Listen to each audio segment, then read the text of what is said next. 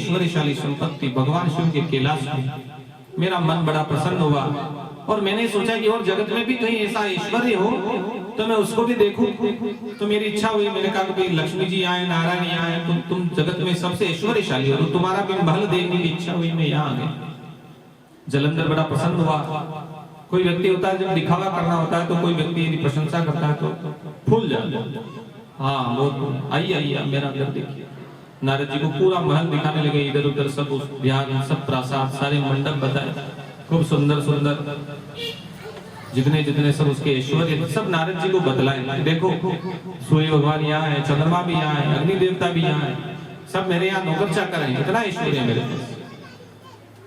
फिर नारद जी ने कहा कि जब वहां पर मैं जब गया था तो वहां पर मैंने एक सुंदर बहुत ही ऐश्वर्यशाली स्त्री को देखा कैलाश पर। भगवती की खूब प्रशंसा की कि जैसी पत्नी महादेव की है वैसी तो जगत में कोई दूसरी है ही नहीं। तुम्हारे महल में ऐसी कोई मुझे स्त्री नजर नहीं आई। सब ऐश्वर्य तो है लेकिन जब तक घर में लक्ष्मी नहीं हो ना तो उस घर का कोई ऐश्वर्य काम का नहीं है। लक्ष्मी से गृह लक्ष्मी से ही घर बनता है। तुम्हारे यहाँ तो ऐसा कुछ नजर नहीं आ रहा।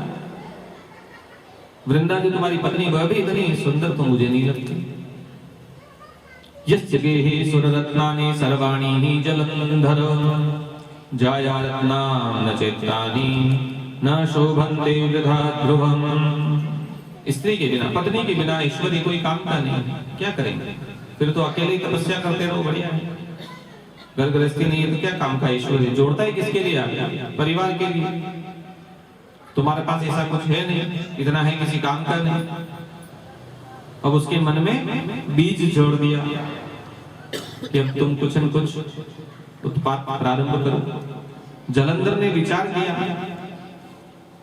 पार्वती का स्वरूप उसने जब सुना वर्णन तो बड़ा ही उसको आनंद आया कि ऐसी स्त्री मेरे पास होनी चाहिए। उसने पुनः राहु को बुलाया और कहा करके जाओ कैलाश पर जाकर के देखो, वह स्त्री जहां कहीं भी हो उनको जाकर के मेरा समाचार कहो कि तुरंत आए, मेरी सेवा में उपस्थित हो जाए। जब जलंधर का वह दूत राहु कैलाश पर पहुंचा, वहां पर महादेव को और पार्वती जी को उसने देखा और जैसा जैसा जलंधर ने उसको कहा वैसा वैसा समाचार उसने महादेव को और पार्वती जी को कहा। अब महादेव को जैसे उसने ऐसा कहा, कटु वचन कहे, महादेव के भ्रू मध्य से एक पुरुष उत्पन्न हुआ, भयंकर, जो हर चीज खाने के लिए तत्पर था। उसको भगवान ने कहा कि इसका वध कर दो। वह जैसे उत्पन्न हुआ और राहु को खाने के लिए दौड़ा। राहु ने देखा अब कोई बचाव का रास्ता नहीं है, यहाँ तो लेने के देने पड़ गए। पहले सिर कटा हुआ है, बचा हुआ भी खा जाए। महादेव की शरण में जाकर के चरणों में गिर गया कि मुझे क्षमा करें, मैं आपके स्वरूप को समझ नहीं पाया, मैं तो अपने राजा की आज्ञा का पालन कर रहा हूँ, मुझे क्षमा करें। भगवान ने राहु को अभय दान दिया, ठीक है तुम्हारा वध नहीं होगा। किंतु जो पुरुष है जो उसको खाने के लिए जा रहा था, बोले कि प्रभु आप तो सबको कुछ न कुछ पोषण करते हैं, जगत में सबको खाने के लिए आप देते हैं, मेरा तो आहार आपके चरणों में आ गया और आपने इसको कहा कि तो अभय हो गया, अब क्या खाऊं? तब भगवान ने कहा तुम्हारे जो अंग प्रत्यंग है जिनमें कोई काम नहीं है उनको तुम खत्म कर दो, उन्हीं को खा जाओ, तुम्हारा केवल शिर शेष रहेगा। और उस केवल बचे हुए शिर का नाम रहा कीर्ति मुख। और भगवान ने उसे अपना द्वारपाल बनाया। शिव के जो गण है उनमें वह कीर्तिमुख नाम का द्वारपाल बना। बोले सदा शिव महादेव की। राहु पुनः महादेव को प्रणाम करके जलंधर के यहाँ गया। उसने कहा कि देखो उन्होंने तो मना कर दिया, अब तुम्हारे में बल हो तो तुम देख लो तुम्हारे हिसाब से। जलंधर ने युद्ध का विचार किया और अपनी सेना साथ लेकर के सारे दैत्य गण, काल के, मौर्य, धूम्रगण, शुक्र, राहु सबको ले लिया वापस। चलो युद्ध करेंगे और उस स्त्री को लेकर के आएंगे। पार्वती तो मेरे ही घर में निवास करेंगे, इतना ऐश्वर्य है तो पार्वती की कमी क्यों रखें? सबको यही इकट्ठा कर लेते हैं। विष्णु भगवान भी सोचने लगे और महादेव से मनी मन प्रार्थना की कि ये मेरे से अवध्य है, क्योंकि मेरे पत्नी का भाई है, इसका उद्धार आपको ही करना है, मेरे हाथ में कुछ नहीं है, आपको ही सब व्यवस्था देखनी है। फिर महादेव के कैलाश पर वह जलंधर सेना लेकर के पहुंच गया। भगवान को भी क्रोध आया, उन्होंने भी अपने सब गणों को आज्ञा दी। दैत्यों में और महादेव के गणों में बड़ा भयंकर युद्ध प्रारंभ हो गया।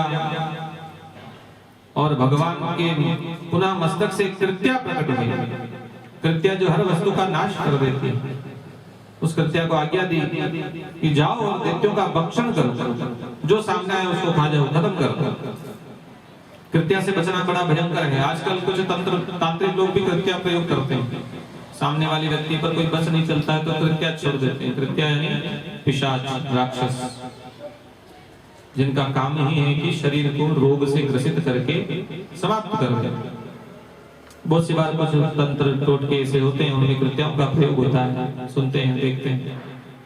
उस कृत्या को छोड़ दिया।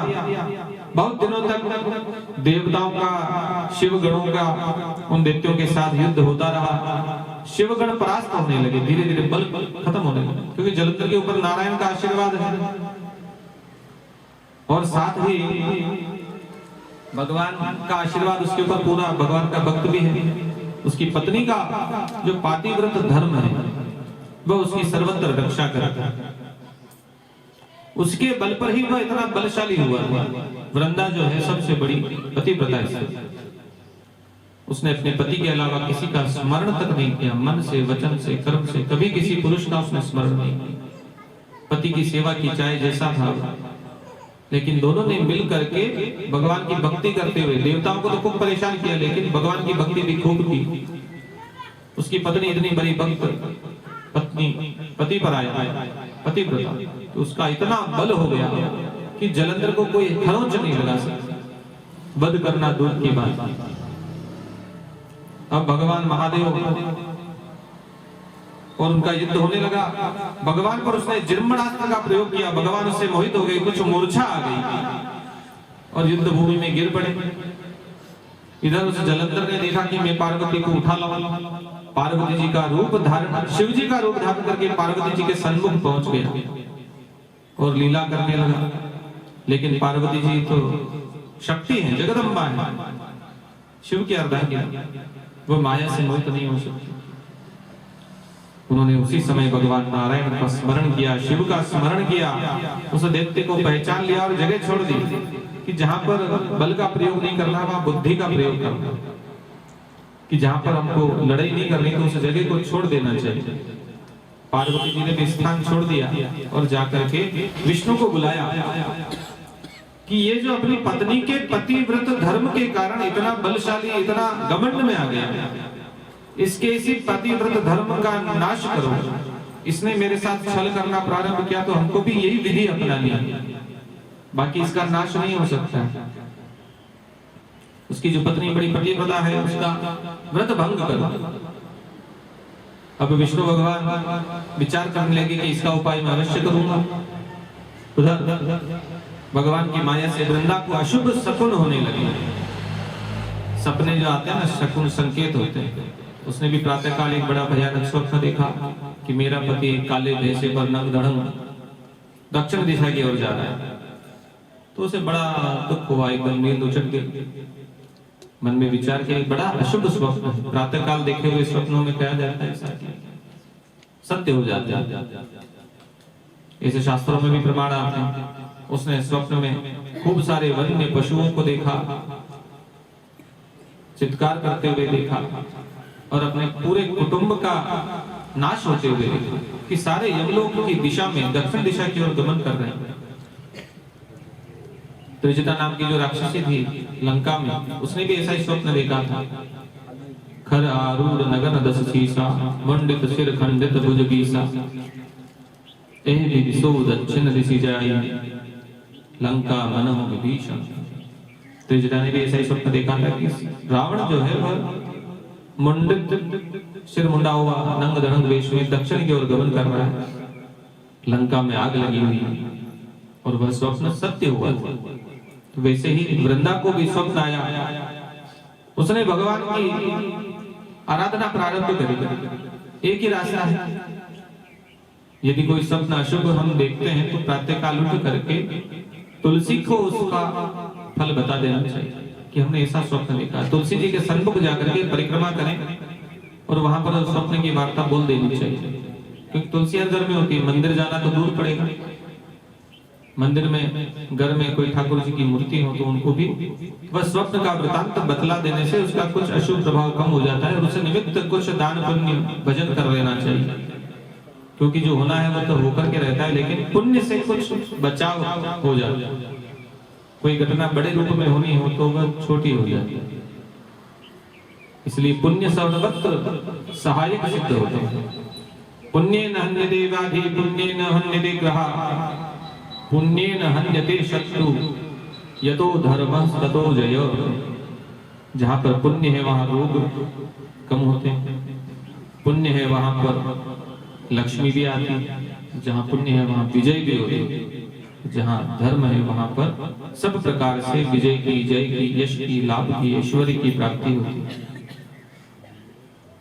पातिव्रत धर्म का भंग करने के लिए विष्णु भगवान ने माया प्रारंभ की। उन्होंने एक तपस्वी का वेश बनाया पहले और साथ में 2 अपने शिष्य ले गए। जहां वृंदा भगवान का भजन कर रही थी वहां पर उन्होंने माया रची और वृंदा को यह दिखलाया कि तुम्हारा पति जो है युद्ध में नष्ट हो गया। उसका मृत शरीर वहां पर स्थापित कर दिया, कर्तव्य बनाया। वह वृंदा उस शरीर को देख करके रोने लगी, तब तपस्वी वहां आए, वृंदा को उपदेश किया कि रो मत, तुम्हारा कल्याण होगा, निश्चिंत रहो। और उस पुरुष को अपने आशीर्वाद से जीवित कर दिया। अब वहां पर जीवित जो हुए वो साक्षात नारायण ने जलंधर का रूप धारण कर लिया। वृंदा प्रसन्न हो गई, मुनियों को प्रणाम करने लगी, ओ बड़े आप तो बहुत बड़े संत हैं, आपने बहुत बड़ा चमत्कार कर दिया। भगवान विष्णु ने जलंधर का रूप धारण कर लिया और उस वृंदा के साथ रमण करने लगे, घूमने लगे, घर गृहस्थी का सब काम करने लगे। खूब समय हो गया। अब कब तक झूठ छिप सकता है, कपट छिप सकता है। यहाँ पर कोई सोचे कि विष्णु भगवान व्यभिचारी हैं, ऐसा नहीं है। ये केवल लीला प्रपंच है और जगत में पतिव्रताओं के कुछ धर्म बतलाए गए। 4 प्रकार की स्त्रियां बतलाते हैं शास्त्र। जगपति व्रता चारि विधि अहि, वेद पुराण संत सब कहि। 4 प्रकार की स्त्रियां हैं। सबसे उत्तम जो स्वप्न में भी किसी पुरुष का, अन्य पुरुष का विचार नहीं करते, वह सबसे श्रेष्ठ है। दूसरी जो मध्यम है वह दूसरे व्यक्तियों को अपने पिता के समान, भाई के समान समझती है और उनमें पति का दर्शन नहीं करती, केवल पति को ही परमेश्वर मानती है। और तीसरी जो है वह धर्म मार्ग पर चलती हुई सबकी सेवा करती है और पति परायणा ही रहती है। सब संबंधों में धर्म के अनुसार आचरण करती है, पति के अलावा अन्य में विचार नहीं करती। और चौथी जो है वह निकृष्ट श्रेणी की, जो मौका आने पर पति को भी धोखा दे देती है। तो ऐसी स्त्रियों से बचने के लिए शब्द शास्त्र कहते हैं ऐसी स्त्रियों को रोरव नरक में जाना पड़ता है, जो अपने पति को छोड़ करके पर पुरुष का ध्यान करते हैं। पति प्रतिकूल जन्म जाई, विधवा हो पाई तरुणाई। अगले जन्म में उनको विधवा होना पड़ता है, ऐसा शास्त्र कहते हैं।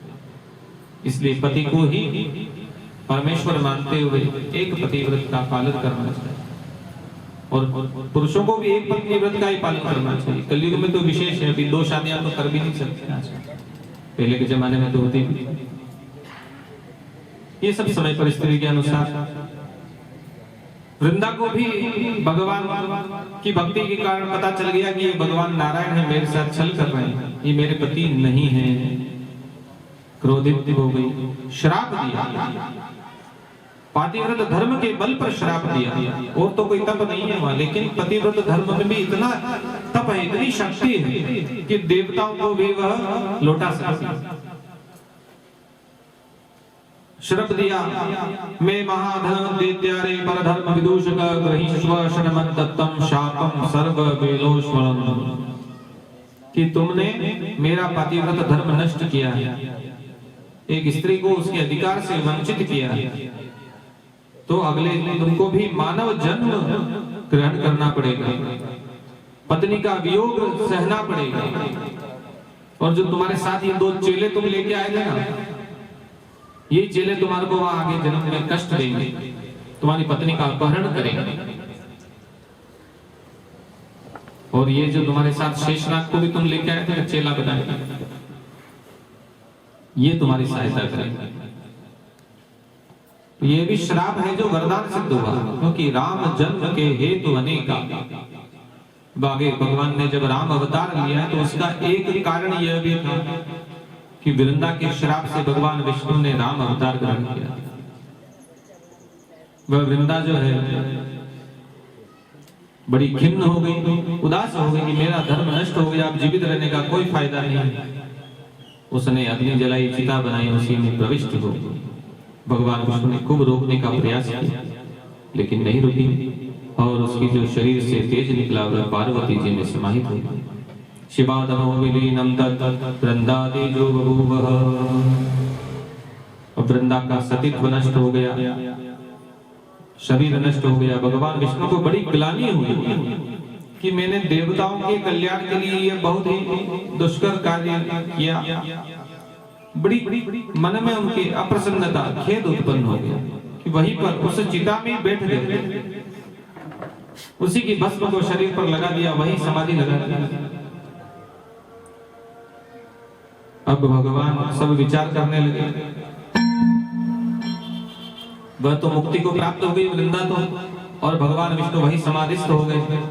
इधर जैसे ही वृंदा समाप्त हुई, पातिव्रत धर्म नष्ट हो गया। अब देवताओं ने विचार किया कि इसका वध अब संभव हो जाएगा। भगवान ने अपने पांव के अंगूठे से, भगवान शिव ने पांव के अंगूठे से एक चक्र का निर्माण किया, और उस चक्र को छोड़ा है कि आप जाकर के जलंधर का वध करो। चक्र घुमाया, उस चक्र के द्वारा जलंधर का वध हो गया, क्योंकि उसका पातिव्रत धर्म का जो बल था वह समाप्त हो गया, इसलिए वह वध हुआ। शिव की आज्ञा से उसके रक्त से रौरव नरक में एक कुंड बना, जहां पर पापियों को दंड दिया जाता है, और उस दैत्य के शरीर से भी तेज निकला और वह शिव में समा गया। जैसे वृंदा का तेज निकल के पार्वती जी में समाया, वैसे सब देवता प्रसन्न हो गए, पूरी धरती पर आनंद हो गया। उधर विष्णु जी मोह से ग्रसित हो गए, उस समाधि में चिता की भस्म को लपेट करके बैठ गए। सब देवताओं ने जाकर के समझाया, लेकिन भगवान पर कोई प्रभाव नहीं हुआ, निश्चल वहीं पर समाधि में बैठे रहे, क्योंकि उनको बड़ा उस घटना का खेद हो गया कि मैंने बड़ा अधर्म कर दिया। तब भगवान सब देवताओं की शक्तियों से प्रार्थना कर, भगवती महाकाली, महालक्ष्मी, महासरस्वती से प्रार्थना की इसका कोई उपाय करिए। भगवती ने देवताओं को 3 बीज दिए, ये ले जा करके उस चिता भूमि पर डाल दीजिए, इससे वहां पर 3 वनस्पतियां उत्पन्न हुई, धात्री, आंवला, मालती और तुलसी। ये 3 वनस्पतियां उस वृंदा के चिता स्थान से उत्पन्न हुई। ब्रह्मा के अंश से, ब्रह्मणी के अंश से धात्री आंवले की उत्पत्ति हुई, महालक्ष्मी के अंश से मालती उत्पन्न हुई, और गौरी जगदम्बा पार्वती के अंश से तुलसी प्रकट हुई। अब भगवान जैसे वो वनस्पतियां प्रकट हुई, भगवान की समाधि टूट गई, भगवान उठ बैठे। लक्ष्मी जी को वहां देख करके भगवान प्रसन्न हो गए, तीनों देवियों को देख करके प्रसन्न हो गए, और लक्ष्मी जी को लेकर के पुनः वैकुंठ में प्रस्थान किया। बोले कृष्णचंद्र भगवान की जय। तभी से भगवान को तुलसी अत्यंत प्रिय हुई। इसी प्रकार से भगवान का शालिग्राम स्वरूप बना। आगे जाकर भगवान नारायण को जो जो वस्तुएं प्रिय हुई, शालिग्राम कैसे बना, शंख कैसे बना। शंखचूड़ नाम का एक दैत्य उत्पन्न हुआ था। कश्यप ऋषि की जो एक पत्नी है धनु, उसका एक पुत्र हुआ विप्रचित, उसका पुत्र हुआ दंभ, बहुत बड़ा विष्णु भक्त था। उस दंभ की कोई संतान नहीं हुई तो उसने जाकर के पुष्कर में तप किया, भगवान श्री कृष्ण की आराधना की। खूब आराधना की। भगवान श्री नारायण श्री हरि प्रकट हुए और आशीर्वाद दिया कि ऐसा बड़ा वीर पुत्र होगा जो त्रिलोकी को जीत सकता है, लेकिन देवता उसे पराजित नहीं कर सके। भगवान ने तथास्तु कह दिया कि ऐसा पुत्र तुम्हें अवश्य प्राप्त होगा। समय आने पर पूर्व में जो सुदामा था, कृष्ण का जो मित्र है सुदामा जी, गोलोक में उनका आवागमन था, सदैव आते जाते रहते थे। उनको एक समय राधा जी ने श्राप दिया था कि तुम पुनः भूमि पर जन्म लोगे, दैत्य कुल में जन्म लोगे। तो वह सुदामा नाम का जो गोप है वही जो शंखचूड़ के पुत्र के रूप में जन्म लिया, उसका नाम शंखचूड़। वह भी कृष्ण भक्त है, भगवान का बड़ा परम भक्त है। दंभ का पुत्र शंखचूड़, वह भी तप करने के लिए पुष्कर में चला गया। उसने भी भगवान ब्रह्मा जी की तपस्या की और भगवान से वरदान लिया कि मुझे भी अपराजित बनाइए, अजेय बनाइए। भगवान ब्रह्मा ने उसे दिव्य कवच प्रदान किया, कृष्ण कवच, किससे तुम सदैव अपराजित रहोगे, कोई शस्त्र इस पर काम नहीं करेगा। तुम बद्रिकाश्रम में जाओ, धर्मध्वज की पुत्री तुलसी से विवाह करो और गृहस्थ धर्म का पालन करो। उसने कृष्ण कवच गले में बांध लिया और जाकर के बद्रिकाश्रम में उस तुलसी नाम की कन्या को देखा और जाकर के उससे याचना की कि तुम मुझसे विवाह करो। अब वहां पर उसके मन में काम भाव उत्पन्न हो गया। तब तुलसी ने उसकी परीक्षा ली। जो व्यक्ति कामी है उसका कल्याण नहीं हो सकता है। तुमको यदि गृहस्थी बसानी है तो प्रेम पूर्वक परमार्थ के लिए हम दोनों विवाह कर सकते हैं, अन्यथा नहीं कर सकते। उन दोनों ने गृहस्थाश्रम प्रारंभ किया, विवाह कर लिया। शुक्राचार्य ने उस शंखचूड़ को दैत्यों का अधिपति बना दिया और देवताओं के साथ युद्ध करने के लिए प्रेरित किया कि देवता बार बार छल करते हैं, सबका दैत्यों का वध करते हैं, तो इनसे युद्ध करिए। वह शंखचूड़ इंद्रासन पर बैठ गया, देवताओं को पराजित कर दिया। लोकपाल, दिक्पाल, क्षेत्रपाल, अग्नि, सूर्य, नारायण सबकी जगह पर वो बैठ गया। अब शंखचूड़ त्रिलोकी पर राज्य करने लगा तो वहां पर सब देवता बहुत दुखी हो गए। सारे प्राणी तो सुखी थे, वहां पर किसी को कोई कष्ट नहीं था, क्योंकि वो बड़ा धर्मपरायण था, भक्ति तो निरंतर करता था। लेकिन देवता दुखी रहते थे कि हमको तो परेशान करते रहते। वह शरीर से दानव था लेकिन बुद्धि उसकी दानव जैसी नहीं थी। देवता पुनः भगवान विष्णु की शरण में गए। तब भगवान ने कहा कि केवल रुद्र जी के, भगवान महादेव के त्रिशूल से ही इसका वध हो सकता है। तथा स्वदेहं उत्सृज्य पार्षदः स भविष्यति, भगवान त्रिशूल से इसका वध करेंगे तभी यह मरेगा और भगवान शिव का गण बनेगा। हम महादेव की शरण में जाएं, उनकी आराधना करें, उससे महादेव प्रसन्न होंगे। सभी देवता भगवान श्री हरि आशुतोष सदाशिव की शरण में गए, उनसे खूब प्रार्थना करने लगे कि महादेव हमारा सब प्रकार से कल्याण करिए। ये जो शंखचूड़ सारे दैत्य जितने भी हैं सब देवताओं को पीड़ित करते हैं। आप बारंबार अवतार लीजिए, स्वरूप ग्रहण कीजिए, लीला करिए, इनका वध करिए। भगवान महादेव ने अपने एक गण पुष्पदंत को शंखचूड़ के पास भेजा कि तुम देवताओं का ये स्थान छोड़ दो, अपने लोक में चले जाओ, कोई फालतू का लड़ाई झगड़ा मत करो, तुम तुम्हारा काम करो, हम हमारा करो। लेकिन उसने कहा कि नहीं, देवताओं को मैं अपना राज्य नहीं दूंगा, चाहे मुझे तुमसे लड़ाई करनी पड़े। तब भगवान महादेव ने कहा ठीक है, तुम्हारी ऐसी इच्छा है तो हम दोनों का युद्ध अवश्य होगा। चंद्रभागा नदी तीरे वटमूले मनोहरे, चंद्रभागा की नदी के तट पर अक्षय वट है, वहां पर दोनों का युद्ध प्रारंभ होने लगा।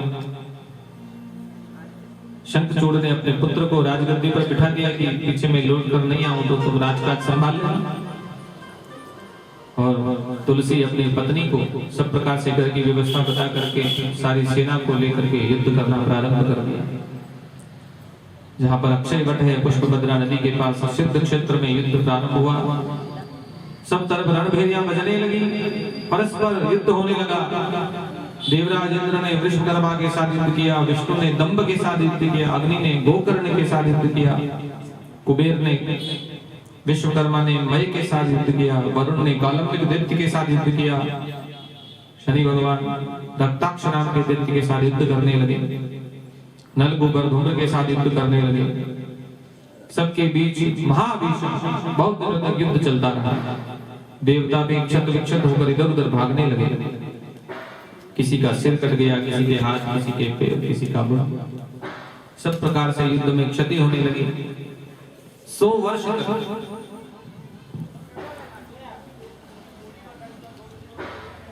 100 वर्ष तक दोनों में, देवताओं में दानवों में युद्ध होना, युद्ध चलता रहा। पृथ्वी कंपायमान हो गई, क्षेत्रपाल भी क्रोधित हुए और असुरों का नाश करने लगे। बहुत सारे दानव मर गए, बहुत सारे देवताओं का भी नुकसान हो गया। अब भगवान ने क्रोधित होकर के अपना त्रिशूल उठाया और शंखचूड़ का वध करने के लिए जैसे तैयार हुए तो आकाशवाणी हुई कि इसके पास एक कृष्ण कवच है, ब्रह्मा जी का दिया होगा। जब तक इसके शरीर पर रहेगा तब तक ये मर नहीं सकता है। और दूसरा, इसकी जो पत्नी तुलसी है वह भी बड़ी पतिव्रता है। जब तक उसका सतीत्व अखंड है तब तक भी इसका वध नहीं हो सकता है। दोनों उपाय पहले करो तो आपका त्रिशूल भी काम करेगा, नहीं तो नहीं करेगा। तो पतिव्रत धर्म का इतना महत्व है, इतना बड़ा तप है, इतना बल है कि भगवान महादेव भी किसी सती का सौभाग्य नष्ट नहीं कर सकते। तो जो स्त्री केवल पति की सेवा कर लेती है उसे कोई पूजन करने की आवश्यकता नहीं। केवल पतिव्रत धर्म से ही उसका कल्याण हो जाता है, कुटुंब का कल्याण हो जाता है। तब भगवान नारायण ने वृद्ध ब्राह्मण का रूप धारण किया और शंखचूड़ के पास जाकर के भिक्षा मांगी। वह भगवान का भक्त भी है, दानी भी है। असुर तो केवल उसकी जन्म की जाति है, बुद्धि वैसी नहीं थी। उसने कहा, ब्राह्मण देवता आप जो कहोगे वो मैं दान देने के लिए तैयार है, क्या चाहिए आप? श्री हरि कहने लगे कि तुम्हारा जो ये कृष्ण कवच है यही मुझे भिक्षा में चाहिए। उस शंखचूड़ दैत्य ने कोई विचार नहीं किया, एक क्षण के लिए भी नहीं सोचा, अपना कवच उतार करके भगवान रूप वृद्ध ब्राह्मण को दे दिया। इधर से कवच लिया और भगवान नारायण ने पुनः छल रूप में माया बनाई और शंखचूड़ का रूप धारण करके उसकी पत्नी तुलसी के सन्मुख पहुंच गए। वहां जाकर के छल करने लगे। तुलसी को पता चल गया, उसने भी क्रोध किया कि हे विष्णु, तुम बड़े कपटी हो, तुम्हारा हृदय पत्थर का, पाषाण सदृशस्तत्वं दयाहीनो यतत्फलो तस्मात् पाषाण रूपस्त्वं मच्छापेन भवाधुना। कि तुम्हारा हृदय जो ऐसी चीजों से कभी कांपता नहीं, विदीर्ण नहीं होता है, तुम सदैव ऐसे काम करते हो। तुम्हारा हृदय कठोर है, बहुत कठोर है, पत्थर की शिलाओं से पर्वत के समान कठोर है। इसलिए तुम आज से पत्थर बन जाओ, पाषाण रूप में परिवर्तित हो जाओ। तुम्हारा स्वभाव ऐसा है कि तुमको ऐसा ही दंड मिलना चाहिए। बड़े दुष्ट हो तुम, आज से पत्थर का रूप धारण करो। मैं भगवान की भक्त हूँ, पति परायणा हूँ, तुम सदैव ऐसे छल करते हुए स्त्रियों का सतीत्व नष्ट करने के लिए तुले रहते हैं। और उसने, सती ने भी अपना सतीत्व अखंड न जानते हुए वृंदा ने अपने शरीर को त्यागने का प्रयास किया। भगवान शिव ने उसे आशीर्वाद दिया कि तुम दुखी मत हो, तुम अगले जन्म में इस शरीर को त्याग करके नदी के रूप में परिवर्तित हो जाओगे। उस नदी का नाम हुआ गंडकी। और वह जो पाषाण का जो भगवान को श्राप दिया गया, उसी पुण्य सलीला गंडकी नदी में जो पत्थर है वहीं पर वह विष्णु स्वरूप कहलाए। आज भी जितने गंडकी नदी के निकले हुए पत्थर हैं उनको शालिग्राम स्वरूप माना जाता है। तो भगवान श्री हरि विष्णु के प्रतीक हैं। जैसे नर्मदा से निकला हुआ हर कंकर, हर पत्थर शिव है, वैसे ही गंडकी से निकला हुआ हर कंकर, हर पत्थर, हर पाषाण शिला शालिग्राम भगवान श्री हरि विष्णु की प्रतीक है। और उस